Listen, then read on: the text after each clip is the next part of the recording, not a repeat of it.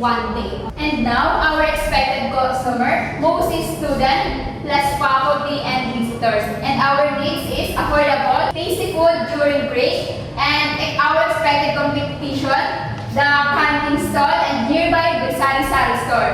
And the differentiation is clean with good packaging with promos. And also, this is important kapag tayo magkakaroon ng business na meron tayo ng clean and good packaging para magkaroon ng interest yung ating mga customer. And also with promos para naman hindi sila manawa sa ating ibebentang product. And our price point is most item is 7 pesos to 15 pesos only. Tumakalaki tayo sa product and pricing. Our product is, number 1 is the maha. It costs 10 pesos per slice.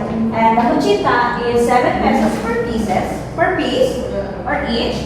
Puto, 7 pesos also. Sapin-sapin, 7 pesos din. Sinukmani, 10 pesos per slice. Homemade pizza, 15 pesos per slice. Ice candy, and 7 pesos per pieces or each.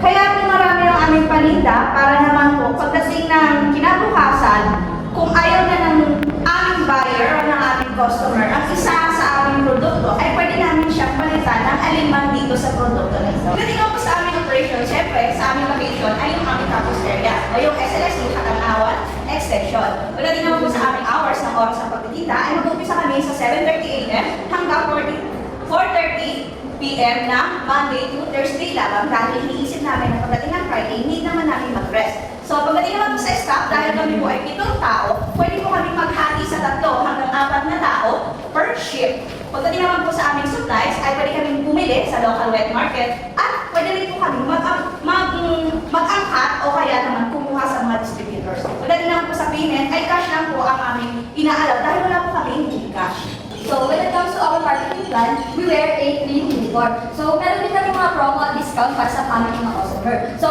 when it comes to social media, you can message us on Facebook and TikTok. You can search Kakabytes page and then in partnership with classmates. So, ang legal requirements namin is permit from SLM. So, let's talk about the financial plan.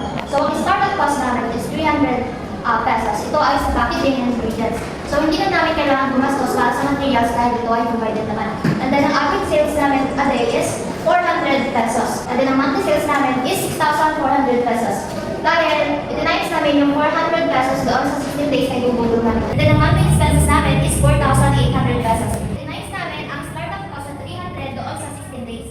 And then, ang net income is 1,600 per month. Itinimes namin yung 6,400 dito sa monthly expenses na 4,800. Ang break-even namin is 45 customers a day. And then, ang payback namin is 1 day.